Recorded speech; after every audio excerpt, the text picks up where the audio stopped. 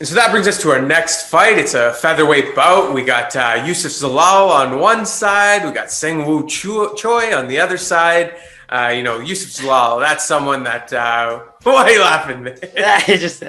I love the names part is like one of my favorite parts. I always anticipate it,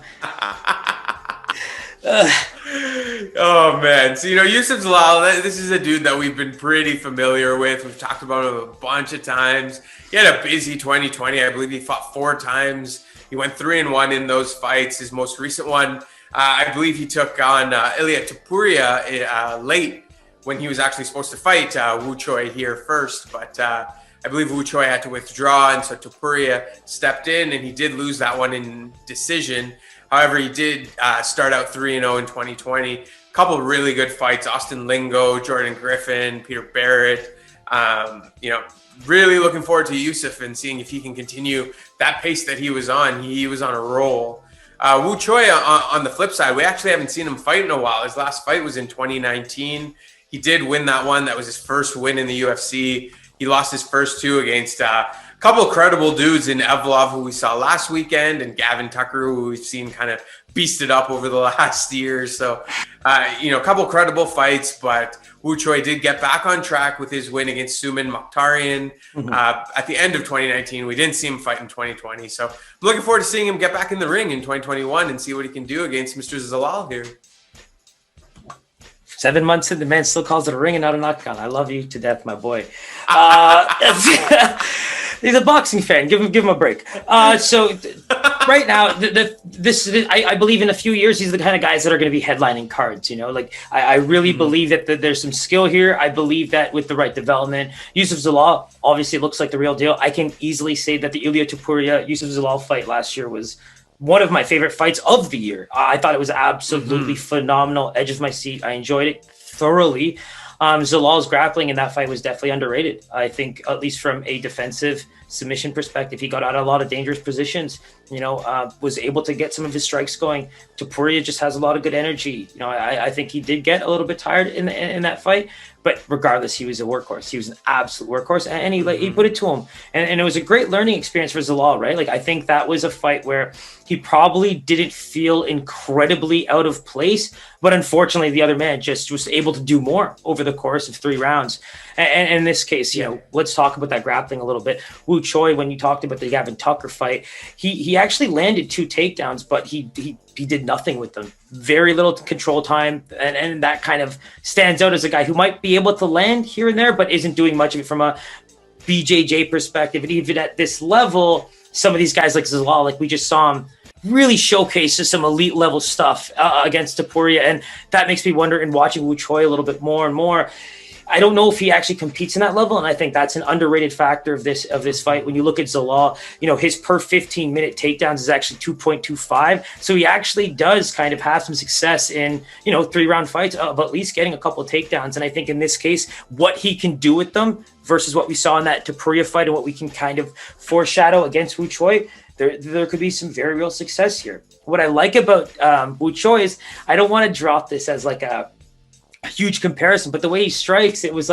kind of like a Korean Diaz, right? He doesn't throw with very much heavy, but his 1-2s are just they're coming at you. They got some nice little pop behind them, and they're doing damage, man. They're going to do some real damage, and you saw that. You just mentioned the Mokhtarian fight. That was a beautiful comeback fight. And in that second round, man, he had some ground and pound that absolutely cut him up.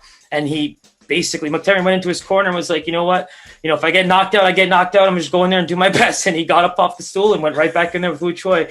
So there's a lot to talk about when it comes to the striking of these guys. But Zalal has that movement. He has really good feints and two-way work. I just think that's where he can kind of dominate, right? The areas where they kind of underrated him in the lines in the last fight, I think that's where you're going to be able to see that happen in this fight, because he is going to be fighting a guy who, not only was supposed to fight Steven Peterson, right? Then he was supposed to fight Collin Anglin, who we did put on our prospects watch list, who might have even be ranked a little bit higher, but we put him at number 10 because he pulled out of the fight. And so this is actually the third man jumping in Zalal. And like we just talked about, Jerome Rivera.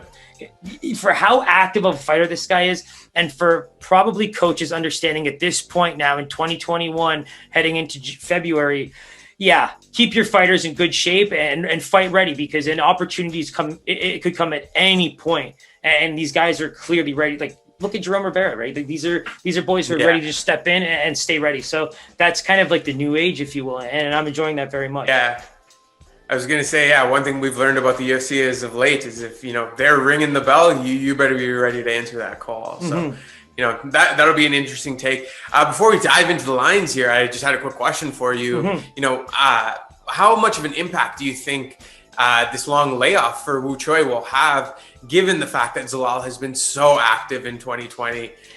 He's been around the game and this bubble life and the COVID life. While this is going to be pretty fresh for Woo Choi.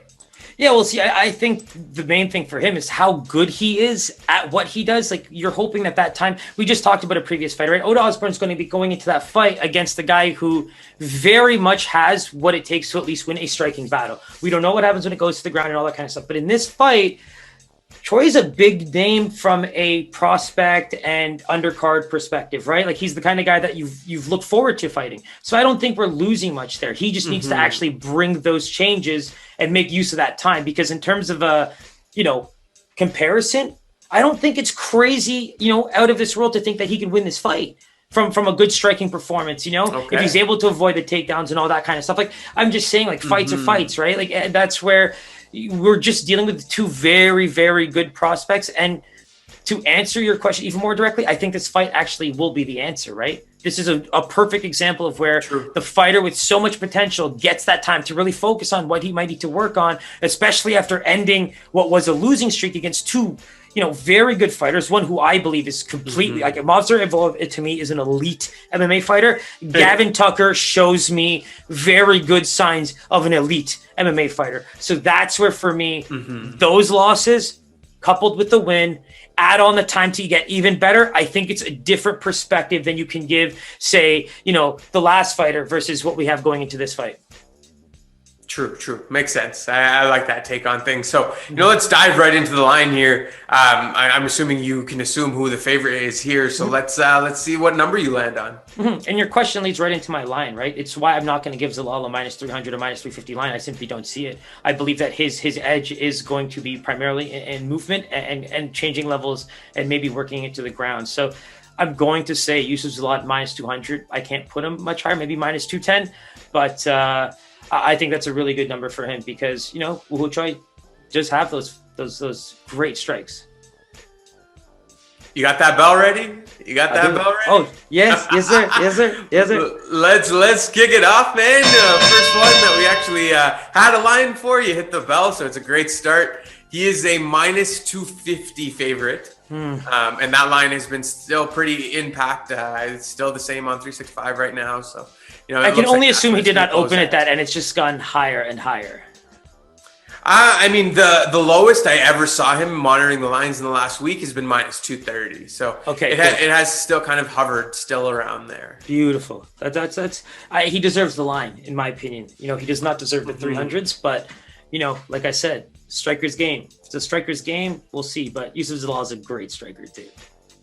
Yeah, for sure. Stay tuned for those picks, and we'll see if we take anything in this fight.